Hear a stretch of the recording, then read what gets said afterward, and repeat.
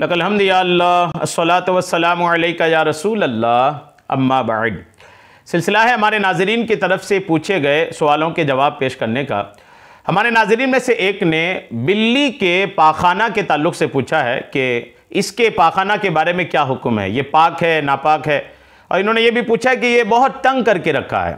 दरअसल हो ये रहा है कि लोग महंगी महंगी बिल्ले ख़रीद करके घरों में ला रहे हैं, और जब ये घर ही में रहती हैं या रहता है बिल्ली या बिल्ला, तो फिर जाहिर सी बात है गंदगियाँ भी करते ही होंगे ये।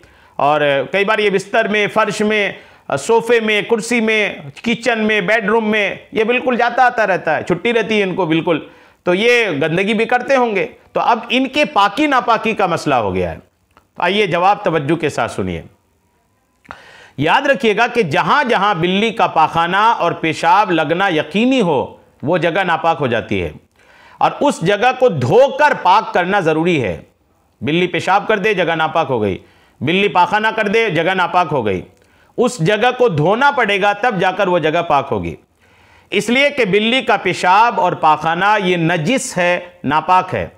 और जिन खाने की चीज़ों पर बिल्ली का मुंह लगाना यकीनी तौर पर मालूम हो, तो सिर्फ बिल्ली के मुंह वाली जगह को बिला ज़रूरत खाना पीना मकरूह तंज़ीही है। इसके अलावा बाकी हिस्सा पाक है, उसका इस्तेमाल बिला कराहत दुरुस्त है। बिल्ली अगर खाने पीने की चीज़ में मुंह लगा देना, तो जिस जगह उसने मुंह लगाया खाने पीने की चीज़ में, उस जगह से वो उस चीज़ उठा करके अलग कर दें, बाकी जो चीज़ है वो इस्तेमाल कर सकते हैं।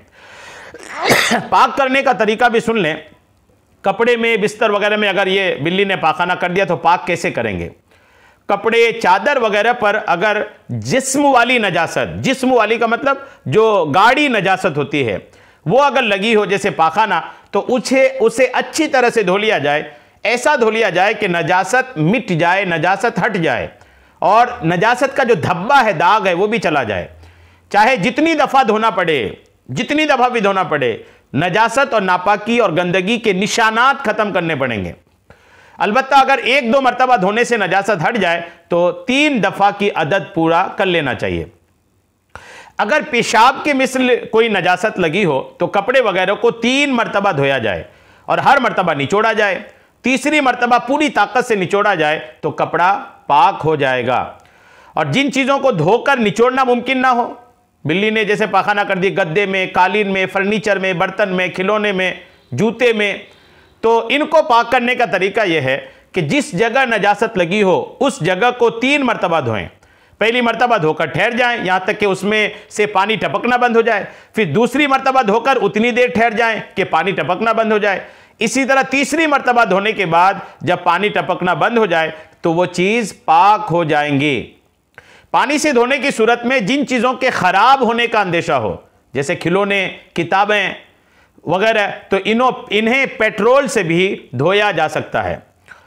अगर सोना, चांदी, लोहा, तांबा या शीशा से बनी हुई चीज़ों पर नजासत लगी हो तो उन्हें खूब पोंछ कर या रगड़ कर साफ करने से भी ये चीज़ें पाक हो जाएंगी।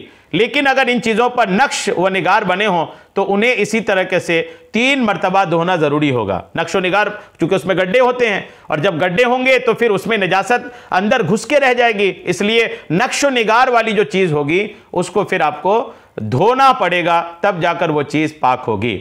तो बहरहाल ये कि बिल्ली का पेशाब और पाखाना ये नजीस है, जहाँ लगे, जिस तरह की चीज़ में लगे, उसके धोने के तमाम तरीके मैंने पेश कर दिया है। अल्लाह करीम हम सबको अमल की तौफीक अता फरमाए। आमीन बिजाहिन नबिय्यिल अमीन सल्लल्लाहु तआला अलैहि वसल्लम।